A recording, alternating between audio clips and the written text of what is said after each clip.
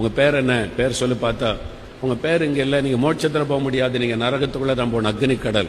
பார்க்குற அக்னி கடல் தூரத்தில். இல்லைங்க, நான் தெய்வ நம்பிக்கை உள்ளவங்க, நான் நாத்திகம் கிடையாது, தெய்வ பக்தி உள்ளவன். தெய்வ பக்தி உள்ளவங்கெல்லாம் மோட்சத்தில் போக முடியாதுங்கன்னு சொல்லிட்டான். இல்லைங்க, நான் பாவெல்லாம் ஒன்று செய்ததில்லை, குடிக்கலாம் இல்லை, பீடி சிகரெட் கூட பிடிக்க மாட்டேங்க, இல்லை மதுபானம் குடிக்கல, பீடி சிகரெட் குடிக்கலன்னெல்லாம் பல்லவத்து போக முடியாதுன்னு.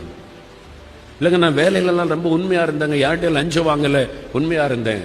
அது இப்படி இருந்தால் மட்டும் பல்லவத்தில் போயிட முடியாது. இப்படி சொல்றதுக்கெல்லாம் சொல்லிக்கிட்டே இருந்த உடனே கேட்டார், அப்போ யார் தான் மோட்சத்துக்குள்ள போறது? அவர் சொன்னார், ஜீவ புஸ்தகத்தில் பெயர் எழுதப்பட்டவர்கள், இயேசு கிறிஸ்துவின் நாமத்தை விசுவாசிக்கிறவங்களுடைய பெயர் தான் ஜீவ புஸ்தகத்தில் எழுதப்படும். நானே வழியும் சத்தியம் ஜீவனமா இருக்கணும் இயேசு சொல்லி இருக்கிறாங்க. இயேசுவை ஏற்றுக்கொண்டவங்க தான் போக முடியும். உடனே அந்த பிராமண சகோதரர் மோட்சத்தில் வாசல நின்று அப்படியே திகைக்கிறார். நரகத்தின் அக்னி காத்திருக்கிறாரு.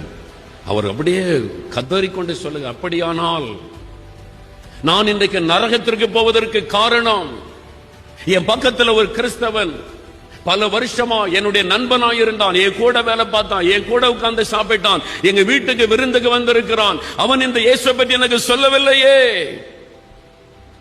எல்லாத்தையும் குறித்து என்கிட்ட பேசினான், இயேசுவை பற்றி எனக்கு பேசவில்லை. அப்படியானால் இன்றைக்கு நான் நரகத்திற்கு போவதற்கு காரணம் அந்த கிறிஸ்தவன் தான் அப்படின்னு சத்தமிட்டான். டக்குன்னு அவர் விழித்துக் கொண்டார். ஆண்டவர் பேசினார், மகனே, உன் பக்கத்தில் ஒரு ஆத்மா இத்தனை வருஷமா கொடுத்திருக்கிறேனே, எல்லாத்தையும் குறித்து பேசினேன், என்னை பற்றி பேசினியா? உள்ளம் உடைந்து அழுதாராம். ஆண்டவரே, என்னை மன்னியும், நான் பாவம் செய்து கொண்டிருக்கிறேன். இன்றைக்கே நான் போய் என் நண்பருக்கு இயேசுவை அறிவிப்பேன். அன்றைக்கு சாயங்காலத்தில் சொன்னாரா, நம்ம ஒரு டீ குடிக்க போகலாம், ஒரு ஹோட்டலுக்கு ஈவினிங்ல டிஃபன் சாப்பிட கூட்டி போய் உட்கார வச்சு தன்னுடைய அனுபவத்தை சொன்னார். இயேசு கிறிஸ்துவினால் உண்டாகிற ரட்சிப்பு, பாவ மன்னிப்பை சொன்னார்.